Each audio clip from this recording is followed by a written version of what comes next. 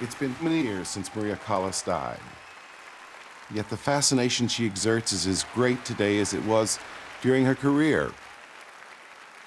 It's really like she's reaching out from the grave to grab hold of our imagination. She won't let go of it.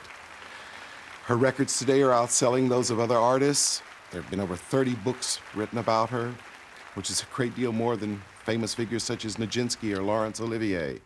And the question is, why? It's a difficult question, but it has to do, of course, with that enormous theatrical personality of hers as reflected by her voice.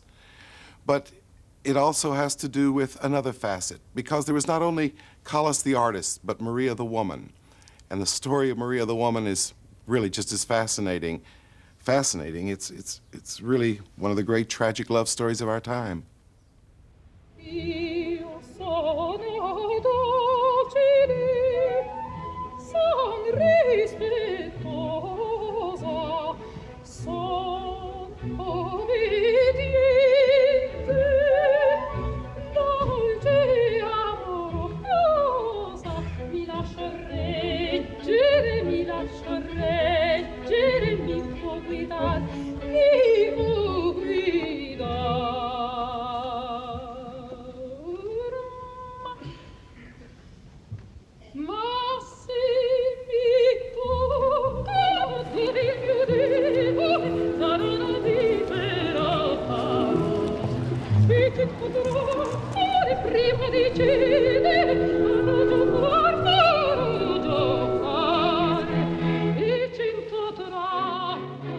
I'm undefended. I've been undefended all my life. You might be, as I have found out, frequently misunderstood, hated, attacked. And I have not been able to fight back. And you've had to sit back and take it in absolute silence. It hurts. You hate it because it is unjust. The world is full of injustice.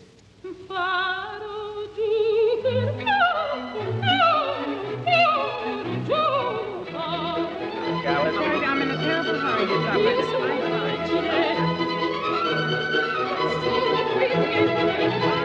Don't forget to play, do you mind? Get the light around. Would you mind taking your reports out of my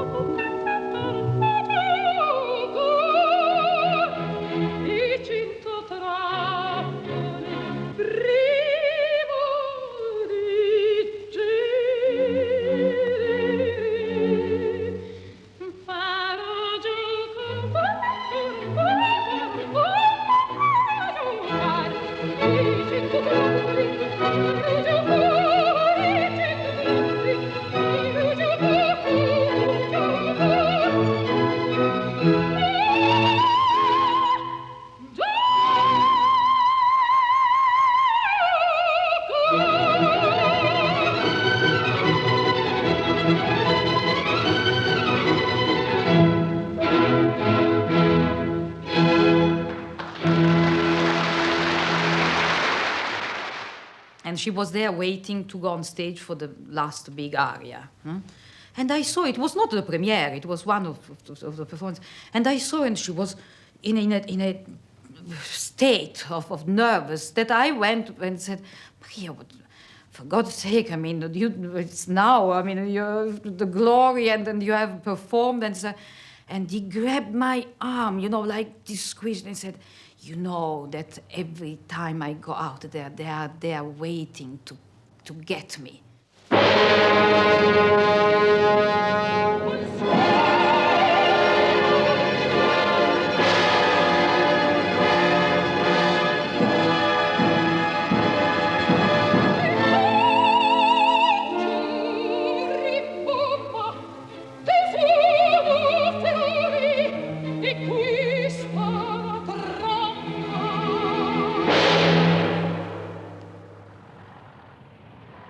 Maria was actually born in Manhattan on 2nd December 1923 in a hospital in Washington Heights on the Upper West Side and christened Maria Cecilia Sophia Anna Kalogeropoulou. The father had a pharmacy here in Greece, but I think he had not much success at the end, and then he took his wife and his daughter, the first daughter he had, and went to the States. And he made the name from Kalogeropoulos, who is extremely difficult to pronounce, into Callas. And the mother was then pregnant, and Maria Callas came 1 year later. Because of increasing tensions at home, school, at public school number 189, was not especially happy, though her American upbringing was always a very strong influence. She played popular music constantly, and she'd sing along with whoever was singing. Frank Sinatra, Cole Porter. Hernando's Hideaway was the big, important song. I mean, she really liked that. And she liked Mexican songs. And she would harmonize to these rather sort of, heart-rending Mexican love songs. She loved going to the movies. And what she liked best were cowboy films, westerns. I think she just loved to get lost in the stories in the movies. And she talked out loud all the time while we went to, in the film, she'd say, "Oh my God, oh, look what's going to happen." All these comments out loud, and people behind would say, "Shh, shh." But when Maria was 13, her mother decided she had had enough of her father. They were later divorced, and in 1937 removed both daughters back to Athens. There, they lived in some poverty at number 61 Patission Street.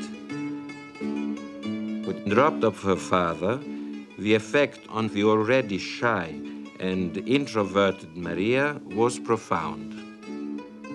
For years, she wore baggy, drab clothes, and she says her mother always made these dark little dresses with white collars. That was her obsession. She said, "Oh, my mother's always making these little dresses with white collars."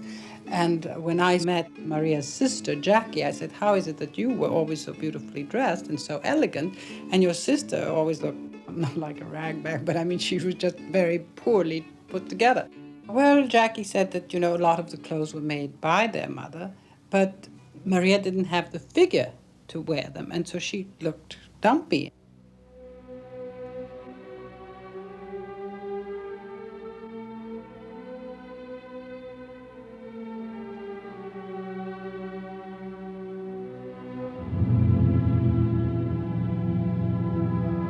A mother must be a good mother to her children, yes or no?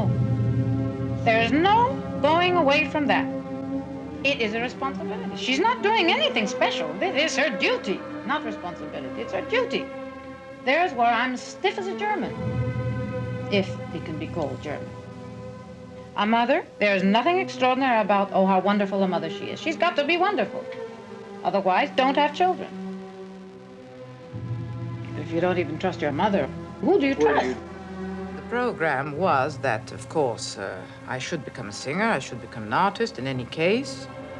Usually what parents say is, well, I sacrificed myself for you, but you will do what I was supposed to do in life.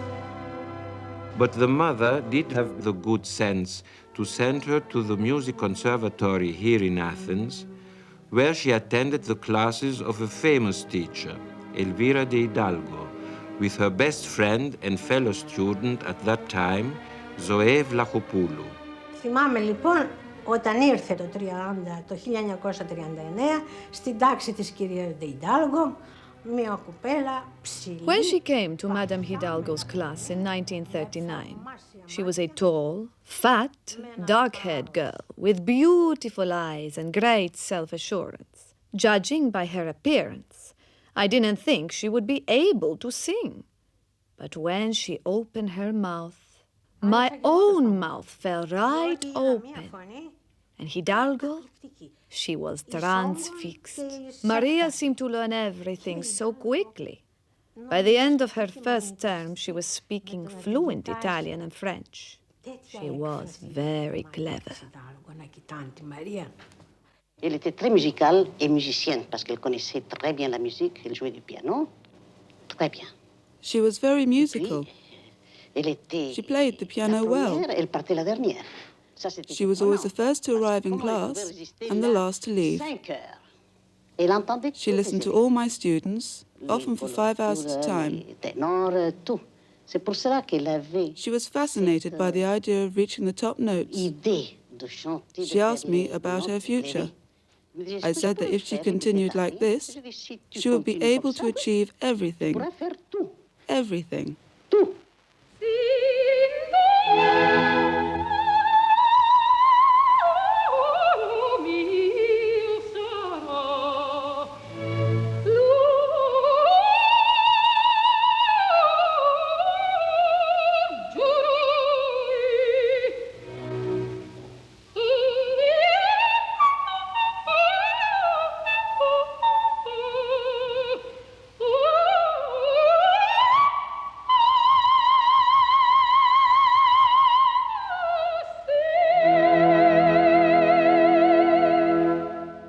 After 6 months of training with De Hidalgo, I was immediately engaged, shall we say, by the then 6-month-old opera in Greece on an agreement that I would not sing anywhere else. And De Hidalgo had seen to that contract. So I would have a sum of money, and that would give me the possibility of studying patiently without having the necessity of going around to work, because it was during the war, you know.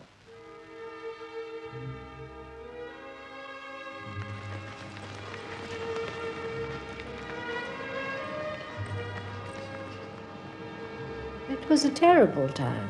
Hunger, and seeing people dying in the streets, walking everywhere because there was no transport whatsoever. Maria used to go 4 times a day to the conservatoire, quite a distance, backwards and forwards on foot. And if you had the money to get some sort of food, you got it. If you didn't, then you had to sell things. All your valuables had to be sold to the black marketeers and buy food. She was pushed in a way, but Maria had to do what she did. Although she had been singing since she was 14, her professional operatic debut was actually in a cinema, the Palace, because the National Theatre had no air raid shelter. She sang in Boccaccio by Franz von Suppé. 1 year later, incredibly enough, she sang Tosca, but her first big public success was in the opera by D'Albert called Tiefland, conducted by Maestro Zoras. She was only 21. Δεν υπήρχε ηλεκτρικό και η Callas με η Καλογεροπούλου λεγόταν τότε. There was no electricity, so we used to sit at night with oil lamps. But every 10 minutes the lamps would go out. But Maria would insist on cleaning them and lighting them again. We must rehearse, rehearse, rehearse, she would say.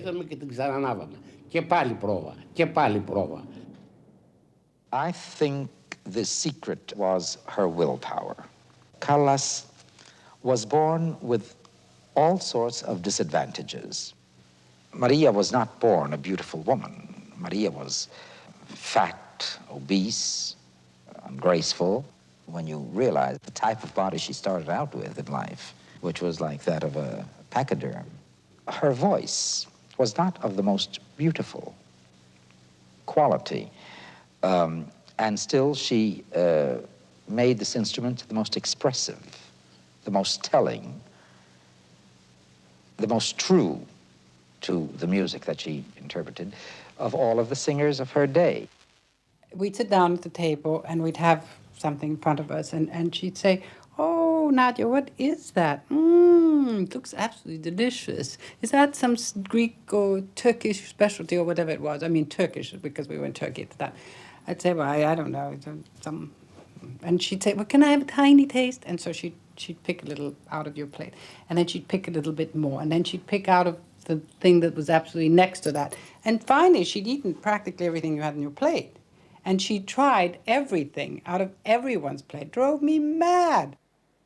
She loved ice cream. The minute we'd finish a meal, she'd turn to the waiter and say, "Would you have any ice cream?" And if the waiter said, "Yes, we have vanilla and chocolate," well, that wasn't good enough. She wanted all kinds of different flavors, and the more the merrier.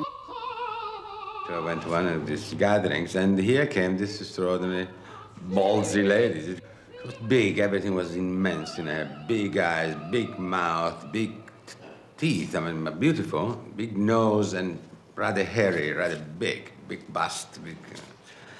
I was impressed by that. Gigantic, she looked like the Statue of Liberty. Because of her success in Greece, it was inevitable that sooner or later we would lose her. And in 1947, she was invited to Verona in Italy to sing in La Gioconda under the most influential opera conductor of his time, Tullio Serafin.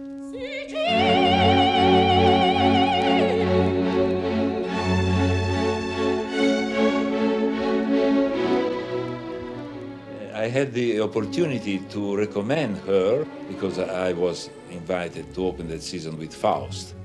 And the director of the Arena of Verona was in New York at the time, and I went to pay a visit to him and thanking him for the contract and so on. And he told me, "But I would like very much to open the season with Gioconda. But it doesn't exist any Gioconda in the world," he said to me. And I told him right away, "You know, I think I have a Gioconda in my pocket." It was so important that she met there Tullio Serafin, who understood her potential, understood her musicality, her talent, and her voice. He used to call her una grande vociaccia. Vociaccia, it's a little bit pejorative. I mean, it means an ugly voice, but grande means a big voice, a great voice. A great ugly voice, in a way, yes.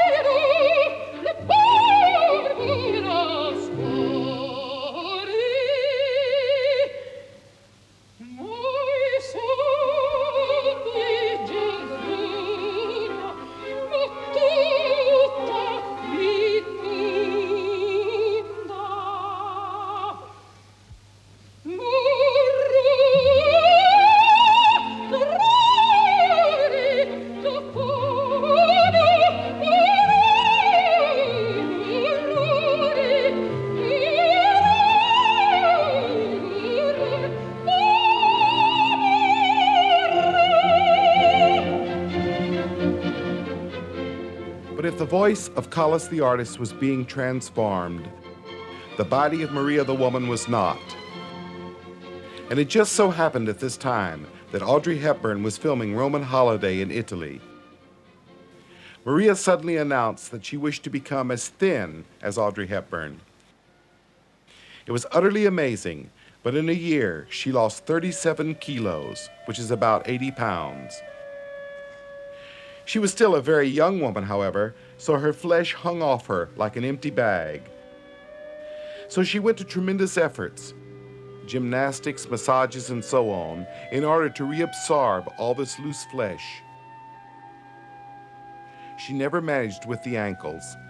In fact, one of the reasons she never wanted to perform Carmen was because she would have to show her feet and ankles in the dance. And she just didn't want to do that. Maria the woman was now wanting to be the equal of Callas the artist.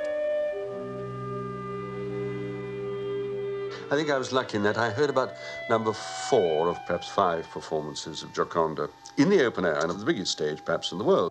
And the things that were wonderful was the scale of the singing, the scale of the whole voice, the edge, the way in which she dominated everything. The battle is twofold. First of all, with the voice, to make the voice do her bidding. In other words, if she was a military commander, how would you get the troops to do what you planned to do? Then the other one, of course, was always with the public. One's seen it when she had a easy public, so to speak, in England, but one saw it with a very difficult public in Italy. I mean, a public that was full of excitement, full of reaction, was worth enthusing, worth getting into that state of excitement which an Italian public can get into, but which was occasionally hostile, and I've seen her have a battle with the public and win it. What I learned from Seraphine was that you must serve music, because music is so enormous and can envelop you into such a state of perpetual anxiety and torture, but it is our first and main duty. He always found a reason for something. What he said impressed me was, when one wants to find a gesture, when you want to find how to act on stage, all you have to do is listen to the music. The composer has already seen to that. If you take the trouble to really listen with your soul and with your ears, and I say soul and ears because the mind must work, but not too much also, you will find every gesture there.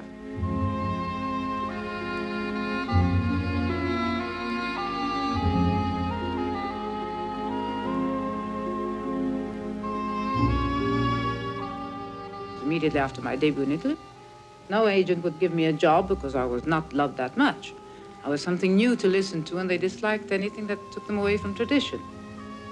Every 4 or 5 months that I would have a role. Many people that used to say, well, her high notes are beautiful, but her middle notes are not. And the other one say, oh, the middle notes are beautiful, but the top are no good. In other words, they wouldn't agree. What impressed me was they used to say that, well, she does know how to move on stage.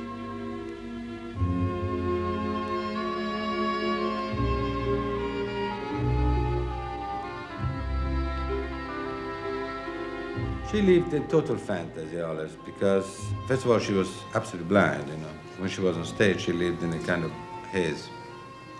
She couldn't see anything. So in her fantasies, she was dreaming on stage, absolutely dreaming. That's why she changed completely personality. She brought out what the character was supposed to be. It happened something magic. I mean, it's easy to say Callas was magic, but there was something superhuman that happened. You know, I don't know how to describe it, find the right words for it, but she was possessed.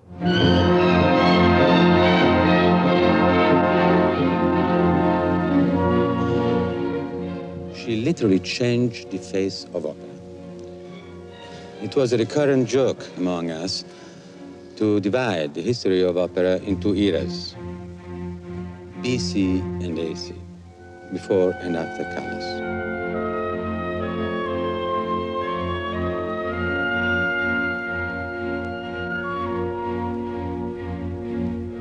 Callas came with something at the time totally new. And that she brought finally drama to the opera. And what it was meant by the origin of the opera when Monteverdi and all the Camerata Fiorentina, let's say, invented this new expression, it was a melodrama. It was a recitar cantando, which means that you were performing. It was a singing actor. And then with the evolution of the singing, with the 19th century, the new composers all went into the bel canto, and little by little then lost in the performers the strength of the drama. It became some sort of beautiful sound exhibition. And it was a betrayal, as a matter of fact. Callas, with her strength of drama, brought back to the origin of opera what it means. So, after her great success in Verona, it was inevitable that sooner or later she would be invited to Italy's most important opera house, La Scala in Milan. Seraphine was there, so was Toscanini and Giulini, and of course Antonio Ghiringhelli, the superintendent of La Scala, sort of general manager. He was a rich businessman with a big personality who felt married to La Scala, I would say, and didn't take kindly to demanding prima donnas disrupting his marriage. He wanted Maria, but only on his terms. She demanded to be acknowledged as the star she was. Impasse. But after another triumph at La Fenice in Venice, where, among other things, she learned and sang the lead in I Puritani in just 4 days because another singer had fallen ill, and also after some pressure from his old friend Meneghini, Ghiringhelli could not ignore her anymore. In December 1951, she made her debut in I Vespri Siciliani. These were perhaps her greatest years. And here it was that she fell under the spell of the great director, Luchino Visconti. Luchino entered on the scene of Maria around 54, with all the big splash of all this authority, this glamour, and all this bull, and everything was there to make her the most glamorous lady of the stage. And he certainly succeeded, inspired her a lot. She never fully acknowledged that. She didn't like to acknowledge it. But as Serafine molded the musician in Maria, so Visconti shaped the actress. Luchino could do anything with Maria dramatically. She was like a schoolgirl around him, one with a terrible crush. Où on tâchait de déranger le joyeux de Maria. Un moment avant le joyeux, le bruit. One evening, some people tried to disrupt Maria. There was an anti-Maria group in the top balcony. They started to make a terrible noise during the most difficult part of the aria. But, as usual, at the end of the first act, the fans threw flowers. But some sounded rather heavy as they landed on the stage. Were they plastic? Marble? No, they were vegetables, radishes, celery.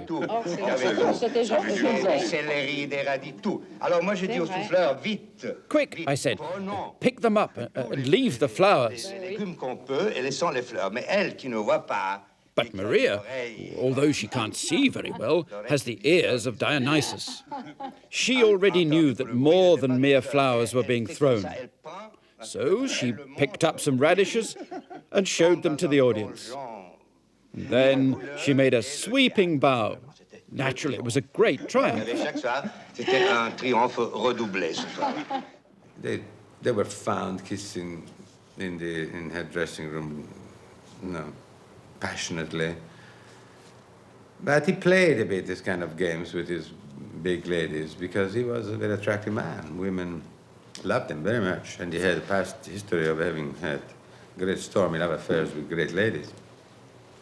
So every now and then there was this situation in which he found himself deliberately, in order to conquer his women, he just had to give them once the full treatment. I was thoroughly spoiled by him before we even started working together, because he was the grand seigneur who was treating the prima donna so lavishly, and I felt that. He made a point of pointing it out, and I enjoyed it thoroughly. I don't know whether I'm really always on that pedestal for him or for others, but Visconti made me discover how to act. He taught me something without his knowing it, that the less I move without evident reason or profound reason, the more it is my own personality.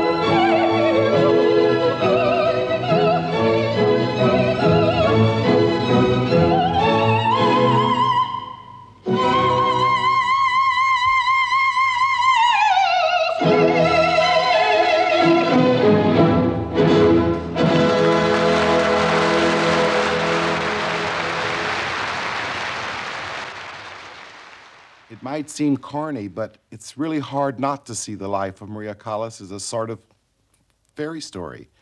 After all, she was the classic ugly duckling that became the swan. I mean, look how she began her life. It was with a voice that nobody really wanted or understood, and it was in a body that certainly no one wanted. And there were also tremendous psychological blocks she had to overcome from earliest childhood. A pushy mother whose love she wanted and never really had, and jealousy of a sister. These were all things which left a vivid imprint on her, and which she exercised throughout her life, primarily on the stage. And the fascinating thing is really the emergence of this artist, this swan, shall we say, and the great cost that Maria, the woman, paid for it.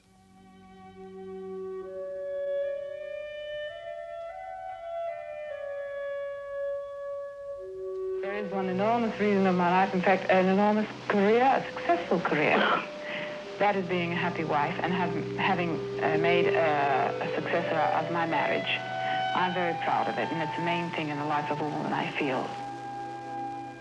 Giovanni Battista Meneghini, who was a middle-aged industrialist who, like her mother, saw in Maria a chance for a destiny of his own. They were soon married, and Meneghini's money provided the support and bought the time Maria needed to build her career. E Battista Meneghini era stato così intelligente. Battista Meneghini had the intelligence to understand that his work would only be complete when this woman had become elegant with style and flair. He was the one who said, "Make her lots of clothes, make her look good." She, being rather tight-fisted, would probably not have bothered. He understood that from this transformation, a new Callas would emerge. I've always thought the later view of Meneghini as a pest and somebody who latched onto her and all that, I've always thought that was a false and unfair view. I think he made a vast contribution to her. I think he gave her confidence. I think he gave her background. I think he gave her advice. I think he was a very shrewd Italian businessman, Latin businessman, and I think that she needed that. And I don't know to what degree she was involved with him, but I think she was pretty involved. I think it was what you'd call a good relationship for several years. These are all the Maria Callas letters. Thousands. I have thousands of letters. Letters, documents of all kinds. Would you like to hear one? Let's see. At last I have got to my destination after a journey. And on the top it says, "My dear, adored one." Adorato. Adorato. These are love letters, letters overflowing with love, which contain love and very little else. The other things are only incidental. The main part of all these letters is love.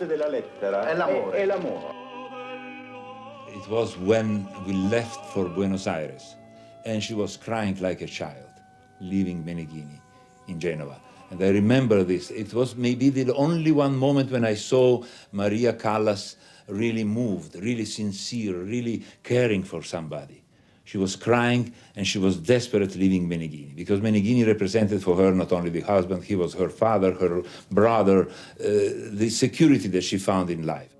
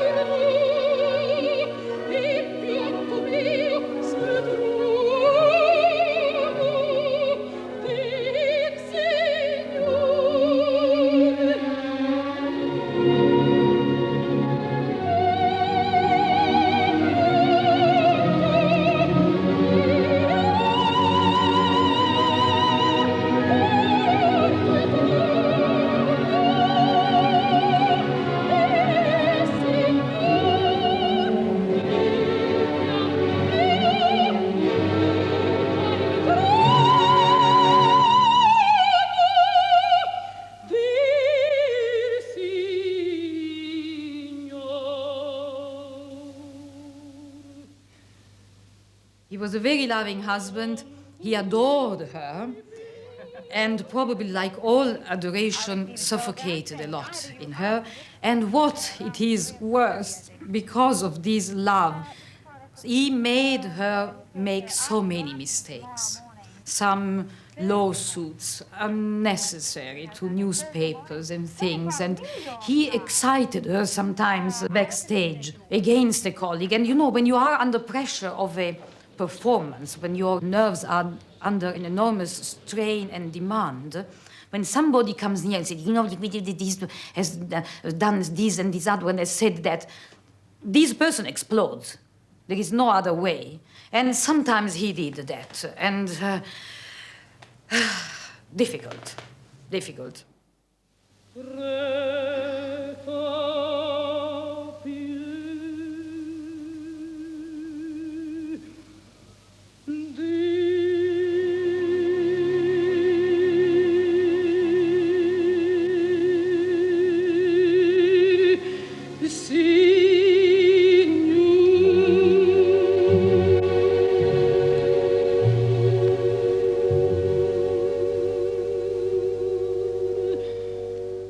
She became absolutely vituperative about singers whom she did not respect, who were late, who did not give, who did not try, and who were less professional than she was. It was very difficult to be as professional as she was, but I think people who were less so, she did not like.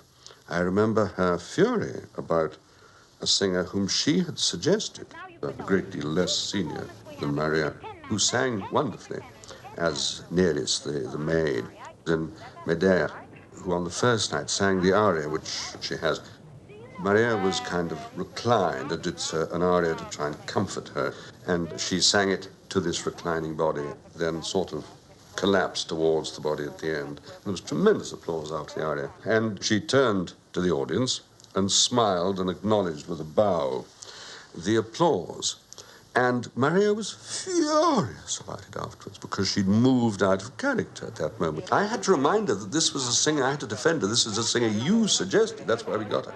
Yes, but how could you behave like that? I said, but she's not very experienced. Second year or something like that. And she did sing very well. I don't care if she sang well. Rome Opera makes headlines with a performance that didn't happen. Or at least soprano Maria Callas refused to carry on after the first act. Arriving before the overture, here's Maria looking fine. And to listen to her sing Bellini's Norma, a glittering audience had gathered. The stars of the Italian screen, like Anna Magnani, quite a fiery character herself when she wants to be, and Silvana Pampanini. American society hostess Elsa Maxwell must be thinking that this almost equals one of her own fabulous parties. A fashion parade straight out of Who's Who, with enough material to keep the glossy magazines happy for weeks. You don't know whether to look at dresses or faces, though some faces you can't miss, of course. 3,000 people, from artists to aristocrats, from dancers to diplomats. As brilliant a first-night audience as the Eternal City has ever seen. All here to listen to Maria Meneghini Callas, soprano. To crown the occasion, the President of the Italian Republic himself, Signor Giovanni Gronchi. But even the President has to be content with one act only. Then Maria Callas says she doesn't feel well. So as not to disappoint you too, our cameraman dropped in on a rehearsal. Perhaps he had a premonition what would happen on the night.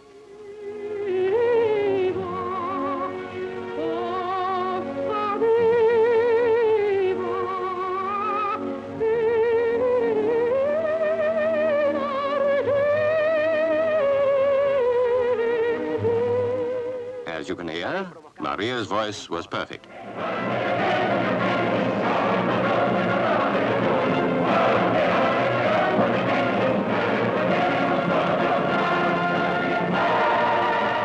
Maria has been known to walk out before, so if you want to be sure of hearing her, don't get all dressed up. Just go to a rehearsal. She usually stays to the end of those. Miss Callas, why have you come over so suddenly? Well, I don't think I've come over suddenly at all. I came here for this concert, which will take place at the St. James Palace, and it's for the Mountbatten Trust. And it isn't quite sudden. In which Didn't you're you singing expect me? Well, I don't think many people did. Why? You seem to have arrived very quietly this time. I usually try to arrive quietly. Well, you're singing with Sir Malcolm Sargent, aren't you? He's accompanying you on the piano. Yes, and with Yehudi Menuhin. So I assume that Sir Malcolm is one conductor with whom you're on very good terms. I am always on best terms with all conductors. I wouldn't like this to go ahead. No. In fact, a lot of unfair things have been said about Maria. Her cancellation record was not as the world believed it to be at all. She cancelled relatively rarely. She was too much of a professional to be cancelling. But equally, it was this whole question with her of whether or not she actually felt the chemistry was right to enable her to give the standard of performance that she thought she ought to be giving, because she had no desire to shortchange the public, and she had no desire to shortchange herself. And she was always determined, when she got out on that stage, to give the public, stated crudely, value for money. She was going to say, here I am, and this is how I perform and how I sing. And if she felt she was going to be a notch or two below what she regarded as her high standards, then you could be in difficulties with her.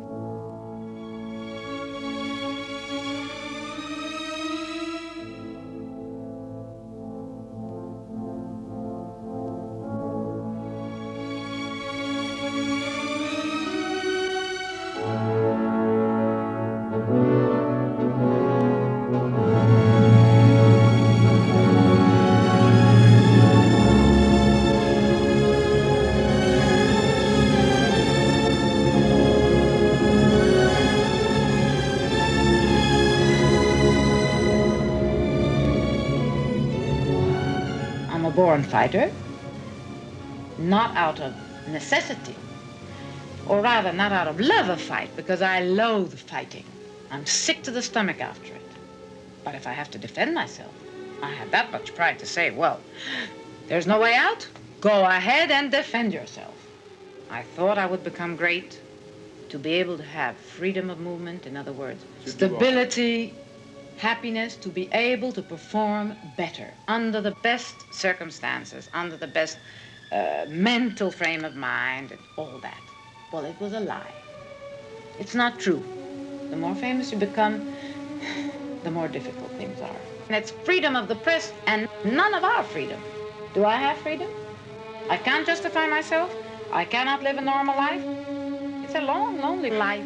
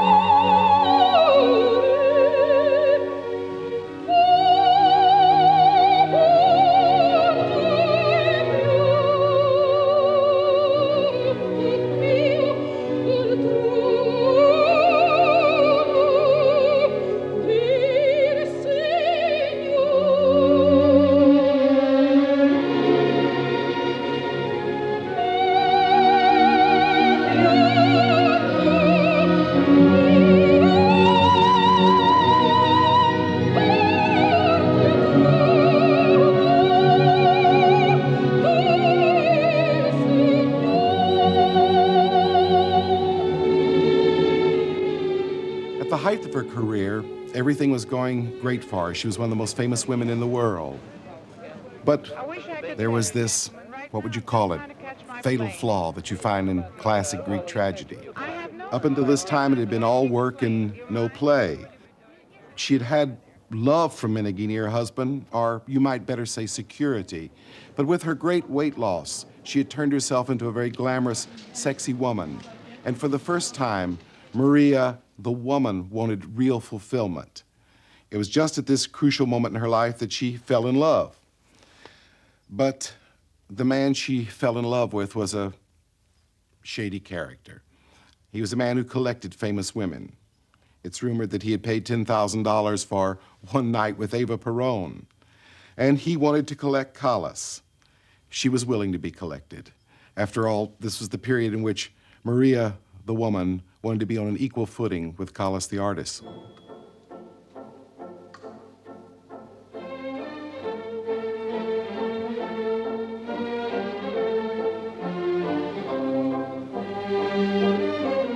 Oh, it's very easy that newspapers say, oh, that terrible Callas, I gained so much money in one evening. Oh, she is a capricious so. But it's not so. What am I supposed to say? The general manager that I had warned him and had told him I would be sick, and if there is a double, and if there is not, what will happen, and that these people say, for instance, something like the Rome. I told him I'm not well. Now, something might come wrong. What is the person who is my double? Nobody can double Callas.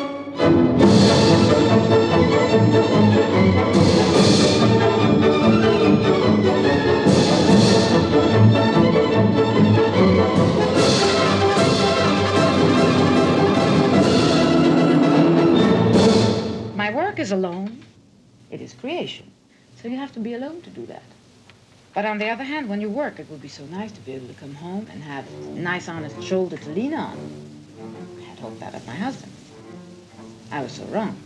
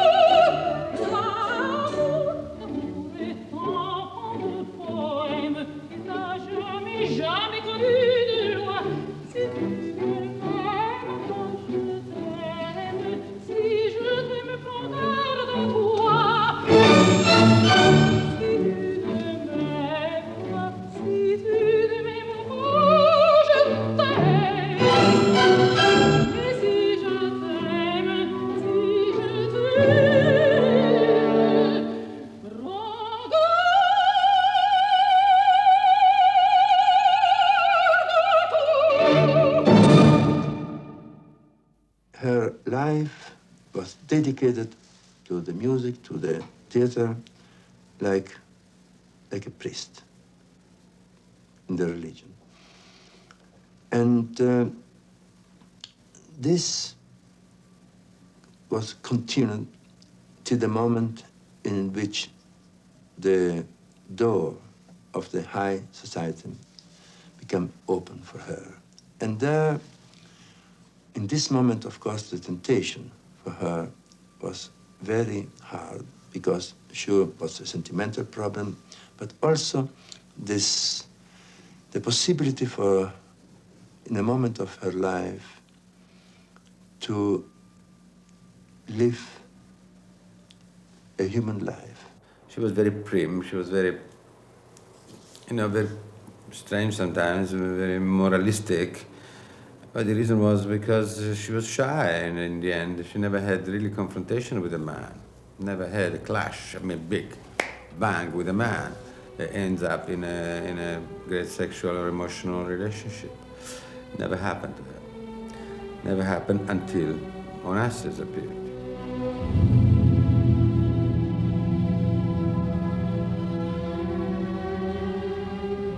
He was considered a very redoutable figure. And he had this beautiful Christina, which became a kind of showcase for him. He had this window display of celebrities. Churchill was there all the time. But generally, the big, important people were not going there. Churchill was old and retired, and he was a memory, so he didn't have anything to lose going in a cruise with Onassis. Other people were really nervous. I remember that Grace Kelly, Princess Grace, and the Ranieri family were not at all in good terms with Onassis. When he made the big splashy thing with Maria, then it was a tremendous coup, publicity coup for him. There's no way to deny it. Really, she made him more famous and more respectable than he was. She gave him a lot of position. In fact, he ended up being accepted in Monte Carlo fully and all of that. I mean, he could live without that because he had enough money and enough power, but he wanted more. He wanted to be accepted. Please, Forrest. Please stop this. Tell us why you left Dallas. I'm sorry. I can't talk. When are you going to be going there? Do you mind clearing the way, gentlemen? Huh? When will you be going there, Miss Callas? Maybe this afternoon with the jet. If you don't mind leaving me This afternoon? How do you feel about the court litigation that's coming up? I'm giving no interviews. Do you mind, gentlemen? Miss Callas, did you have any disagreement in Dallas? I'm giving no interview. Did you have any trouble in Dallas? None at all. I'm giving no interview. The only reason you left Why did you cut short your trip? Please. Are you going to marry I said don't. I'm not answering any interview. Now stop it. Miss Callas, does all this attention disturb you? Gentlemen, I'm giving no interview, please. That's all. Did you have any argument at all in Dallas? Is that why you cut short your Don't be in search of any scandal. Please stop it. Go. What do you expect to accomplish when you go to I Italy? said, will you please stop it? Miss Callas, you said you expect to sing, but you're not singing in Dallas. I said, please stop it. Look, gentlemen, very fair. She doesn't want to talk to you. Let's move right along, please. Look, Mac. Take it easy, Mac. Yeah. Why not? When you're nice, I smile. We try to be nice. When you push me around, I don't like it. Well, we don't mean to push you around. Well, I wish you'd stand still so you wouldn't have to. But I have to walk around. Look, it's much harder for my cameraman than it is for you. Why do you make him suffer? This trip in Italy will end this romantic squabble that everyone's been predicting? This is no romantic squabble, it's a separation, that's all. Have you talked to Mr. Onassis? I talked to all my friends. I am answering no more questions. That's all, gentlemen.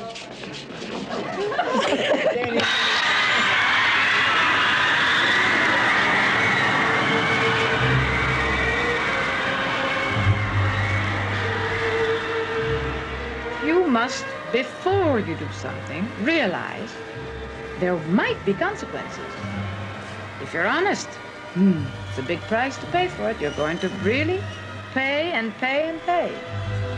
But you're going to meet a lot of dishonest people, a lot of weak people who are going to try to pull you down so fast, so much. Being honest is a hell of a price to pay. Glory goes to people's head, not my head.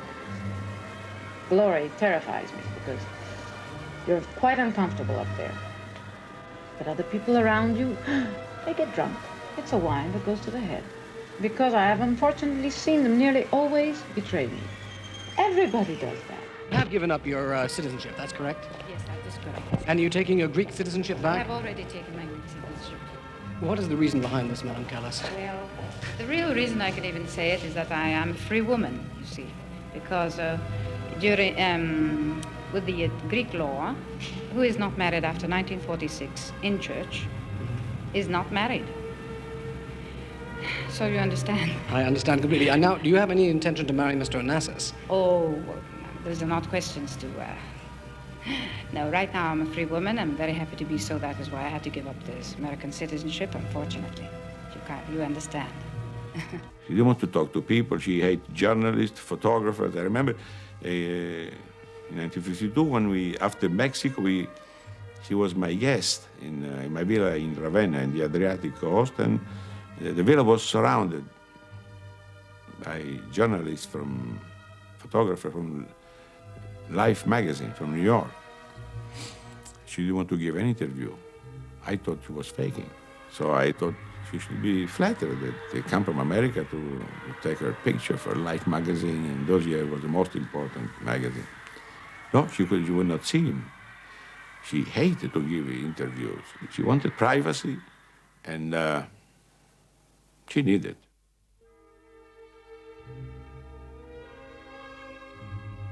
The only thing that she got was a full sex affair. She didn't need the glamour, she had enough glamour. She didn't need the high society because she had wherever she wanted to go, she was welcome. People were laying their fur coats under her feet. She could have all that luxury except for this emotional and really physical relationship that Onassis provided. He was the first man that gave her that. She told me. It's absolutely, I'm at his mercy because it's like a virgin who's suddenly, you know, she goes through that incredible planet of revelations of physical life. But she wanted to work. You know, there's not a profession, perhaps, like music or singing, where you really have to work every day, 12 hours a day. A singer has to practice. So it becomes a mental habit that you have to work. So she got bored with all this cafe society nonsense, and she began to think back of singing again. And we found her right in that moment, in '63 in Paris, that she held my hand as we came down the big staircase. She said, we've got to work again together. So finally, with David, not only one thing, but a double bill. The idea was Tosca in Covent Garden, Norma in Paris, and switched them.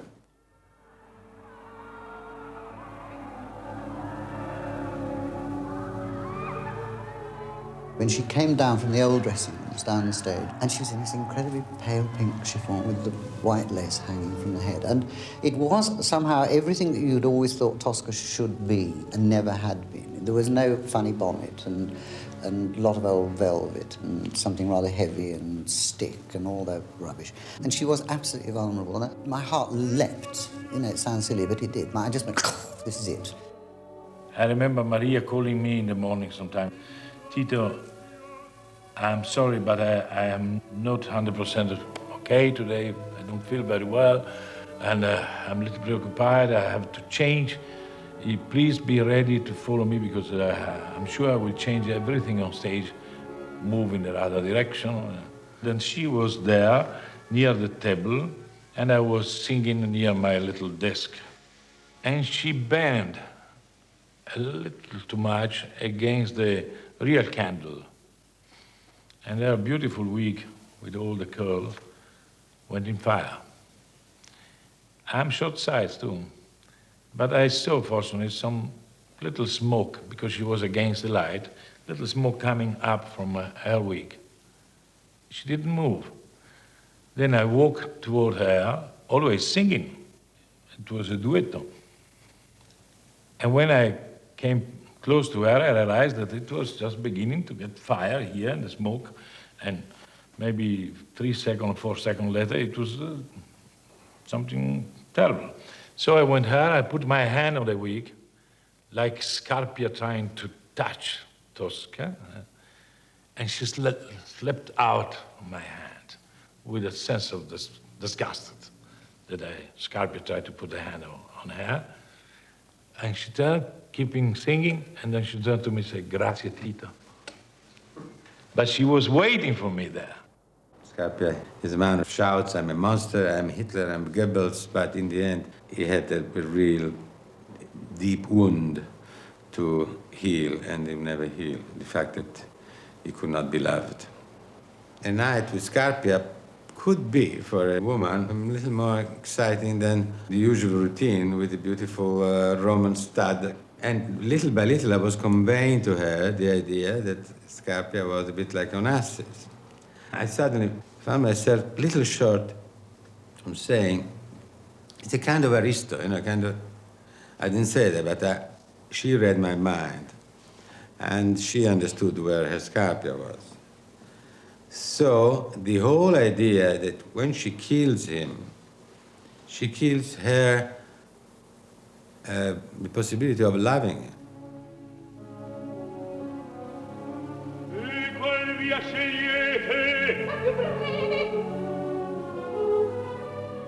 It's all going to be very sexy and all of that. And she prepared herself for this outrageous but very attractive experience. And while she drinks, a glass of water to comfort her, she sees the blade, sparkling, the blade of the knife on the table. She remains absolutely transfixed, looking at this blade for what seemed to be a century. And when he arrives to kiss her, she grabs the blade and the knife and kills him with one stroke, right at the heart. That was the leading idea of her hysterical, eruption of killing. I have to kill this man, Onassis.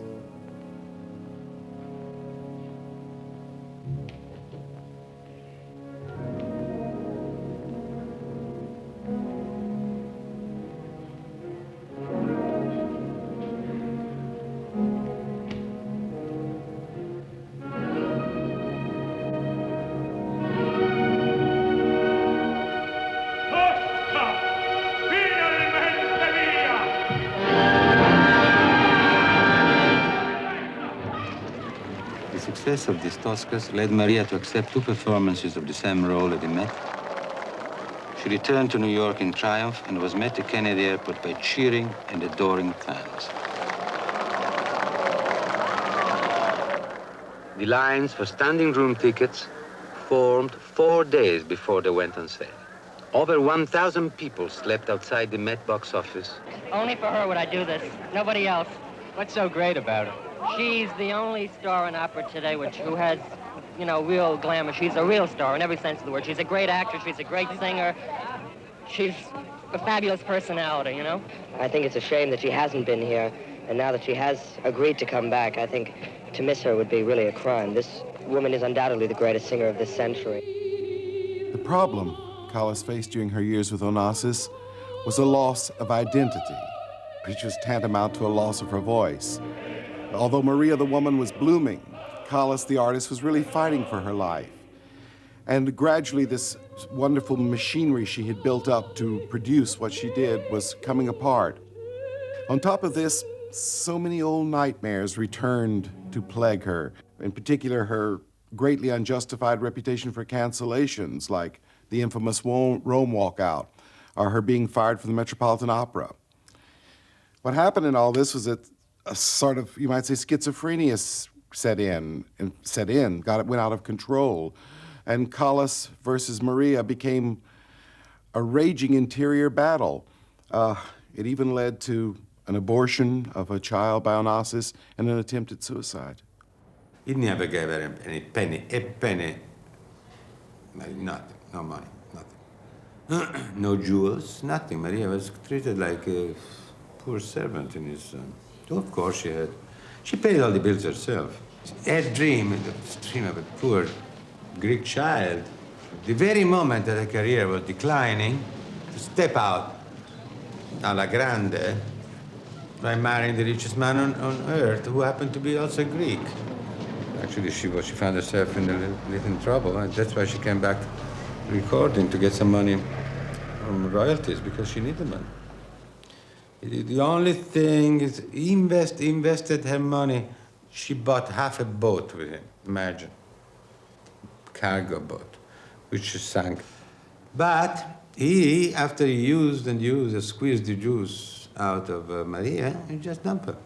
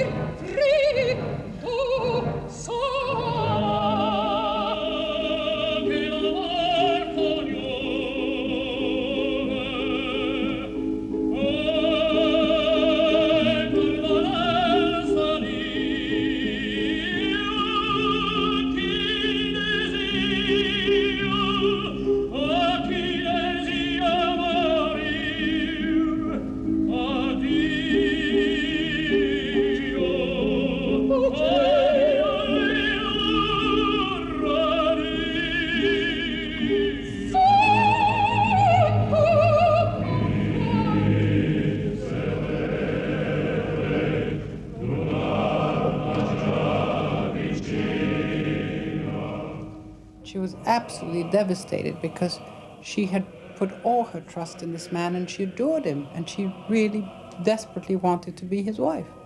And she couldn't understand how someone could deceive her like that. I mean, this is something that she never got over. She was never nasty about Jackie Kennedy, never. She just said that she had never met her and she did not know her. She couldn't judge her. But she was furious with Onassis and really blamed him.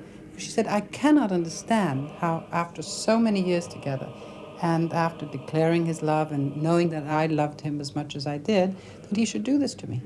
And that he deceived me, that he let me think until the very end that he was going to be with me. And that's something that I think hurt her enormously, more than she could ever express.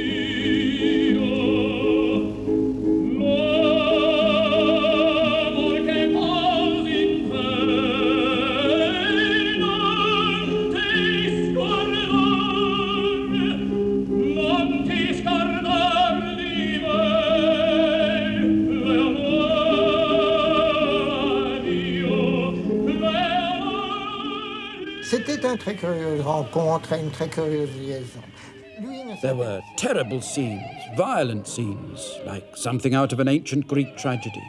There was undoubted passion, but he wasn't interested in what interested her, and she certainly wasn't interested in what interested him. Après avoir été marié avec Jacqueline Kennedy, je pense qu'il a épousé Jacqueline Kennedy pour ennuyer Maria Callas. After his marriage to Jacqueline Kennedy, I think he married her primarily to annoy Maria Callas.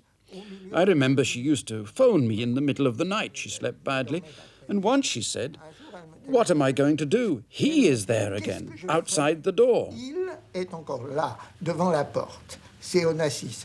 Alors, moi, It was Onassis. He's shouting at me through the window.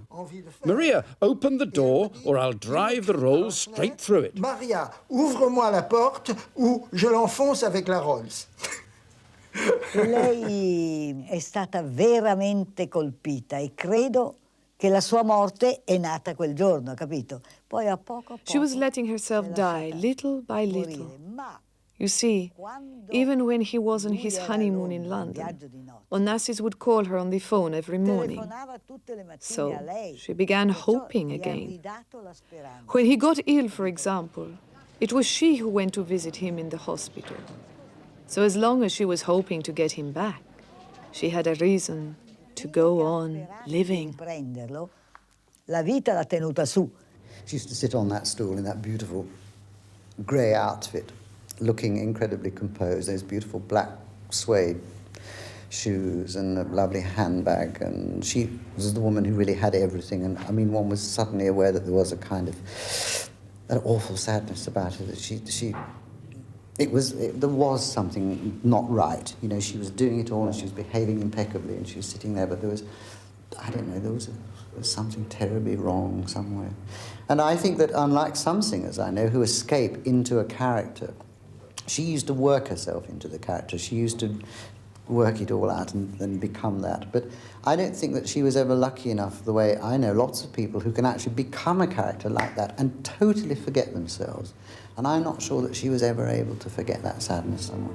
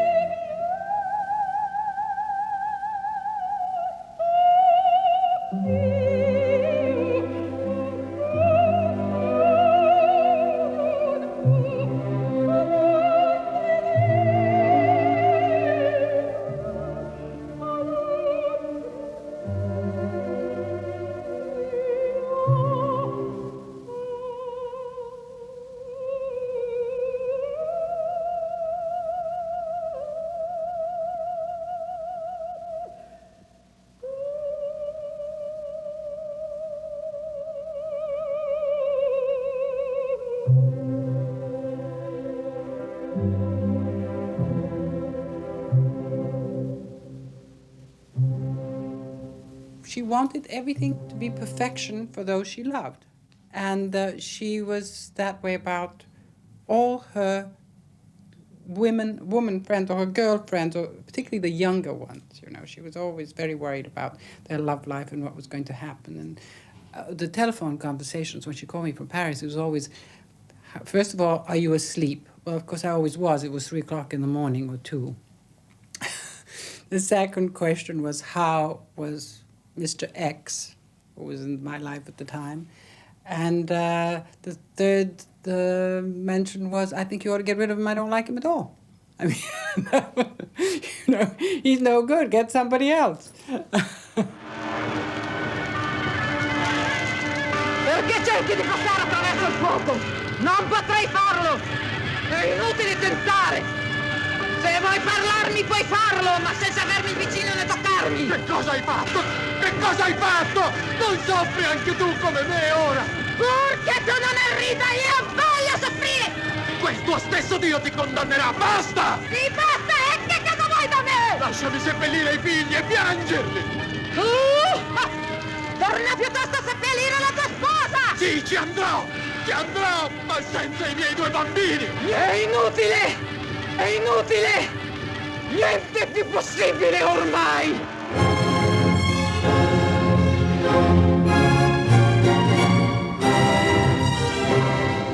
After her break with Onassis, Callas desperately needed an identity, as much as Maria the woman needed an identity.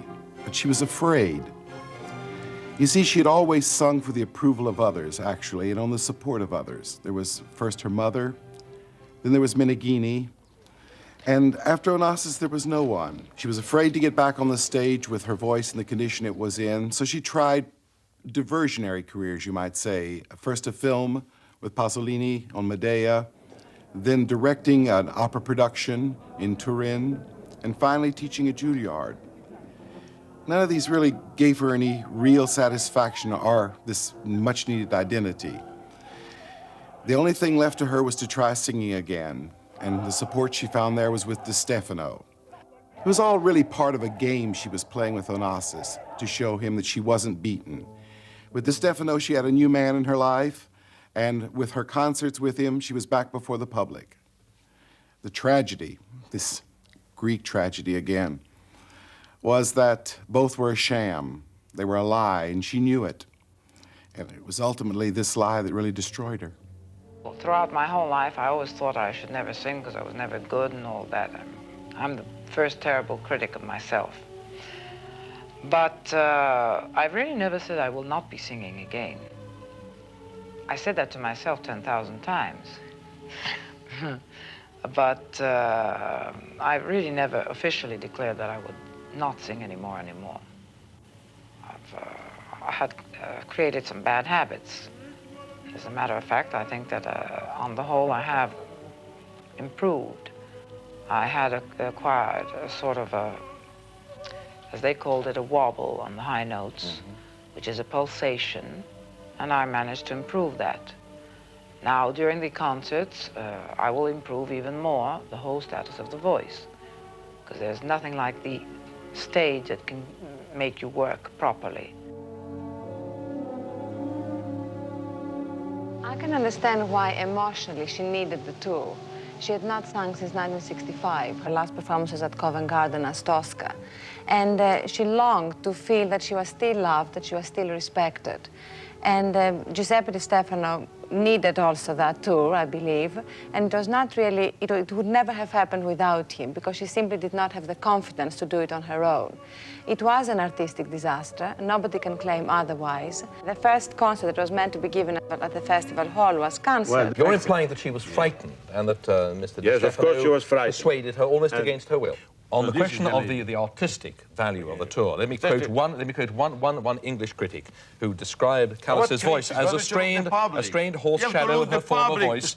His reaction was to he's a member of the public. He's a member of the public. She never was so beautiful. The public was enthusiastic. But what was she her made voice a lot like? of money when she still didn't have the boat the ship, no? The cargo, making money. Did you see her She was happy, face? but I didn't do all this. Did you see her face during that interview when she was trying to prove that she was improving? Her face was in such pain because she knew. Did you not think that she was in distress during the tour, that she was unhappy with her musical performance? So that's really the essence of it, isn't it? But it's a tragedy. Was she happy to be back? That's the point, isn't it? Of course she was happy. So I have all these letters I here. got letters. This letter is the most beautiful thing because she's, what better after having everything in opera and in the social life to be back to singing. And I said, last night I could not sleep. Wait a minute. I could not sleep. And he said, finally I had the courage to listen to the tape of last night. Boy, what a progress. I'm so happy. I don't read the criticisms because, you see, I know exactly what I do before anybody tells me. So I don't want to read them and this way disturb my peace of mind and my nerves. So I feel that if I don't read criticisms, it's better. Naturally, the voice is not what it used to be 20 years ago. Nobody pretends that. It's natural. The audience knows that. I know it. They can't just applaud the legend if you don't give them something to... And after all, what is the legend? The public made me. What is a legend? I think I'm a very human being. If I wasn't human, I probably would have sung better. She did see herself as Maria, and there was this other being that was Callas. And she talked about Callas as La Callas. She spoke of this other part of herself. And there was Maria, who was a very charming, sometimes difficult, sometimes infuriating, sometimes coy, lovable, wonderful friend. And then there was Callas, who was the woman who was on stage, who was the artist. And I remember, for instance, her listening to records, her own voice, when we were in Greece on an island, and she, at the end of the record, she looked very sad, very pensive, and she said, Callas will never sing that way again. À la fin de sa vie, elle se renfermait de plus en plus sur elle-même. At the end of her life, she became more and more of a recluse. Many of her friends deserted her, and those who did not kept their distance. It also became increasingly difficult to see her. You'd have to phone 5 times before you got through. Her maid would say, Madame is in the bath, or Madame is at the hairdresser's, or Madame is having a manicure. And even when you got her at the 5th attempt, it would then prove difficult to find a time that suited both of us. So eventually, I'm afraid one just didn't bother. And I know one evening I had to leave her after about an hour, so I was going to hear something at the Paris Opera. But Maria said, you can't go. So I said, look, I'm terribly sorry, but I promised one or two that I will go. Well, who's singing? So I told her, I said, well, don't waste your time going to listen to those. And who's going to go? Well, I mean, that's even more of a waste of time. And she was determined to try and prevent me from getting out of the flat. And she wanted me to stay and talk and have supper with her, and I mean, just talk to her. And you see, this loneliness was really quite terrifying. Maria Callas, through her life, showed that you can be the most successful person in your field. But still, the most important thing is love, passion. So every woman who is a passionate woman feels sympathy for this for Maria Callas, because they realize that there's all this success means very little. The most important thing is love. After such immense success, she was crying. She said, I was horrible, I was no good. The kind of artist who was never happy. People like this, they cannot open, and they suffer. Then they don't want to show it, and they take pills. These pills were damaging the brain. She was taking 3 pills, then later she forgot she took 3 pills, and she took another 3. She was falling on the floor like a... She didn't want to fight anymore. She was going to taking these sleeping pills and waiting for death. First word, when I met in 72, she said, caro Pippo, ogni giorno, per fortuna, un giorno di meno. Every day, thank God, is one day less.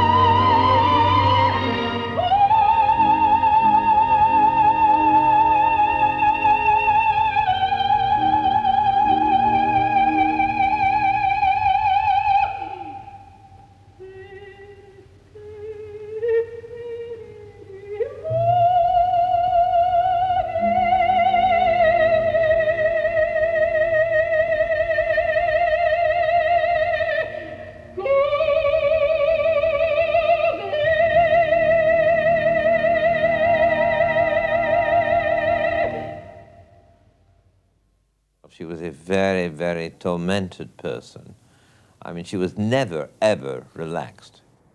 One day she told me that what made her probably a great actress that she was trying to keep an equilibrium between half of the brain completely lucid and half of the brain completely gone.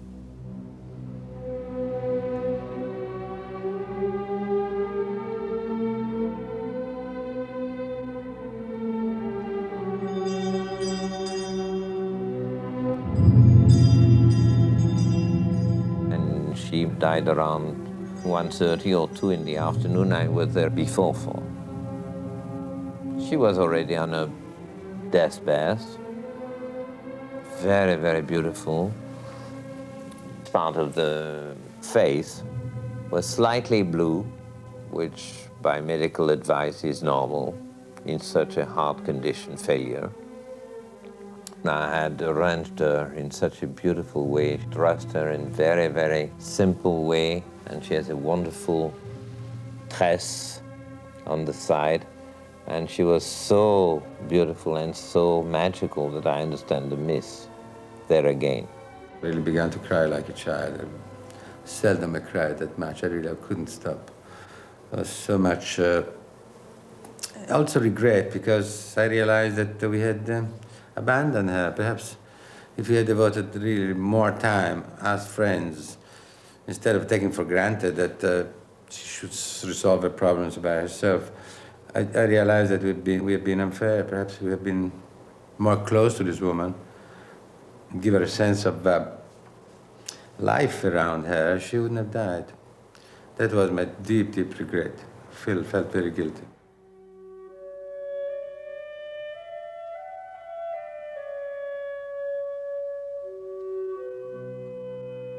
In life, when you talk, you're all dressed up, you know, you're ready to meet people, to talk, but when you are on stage and you sing, you are nude.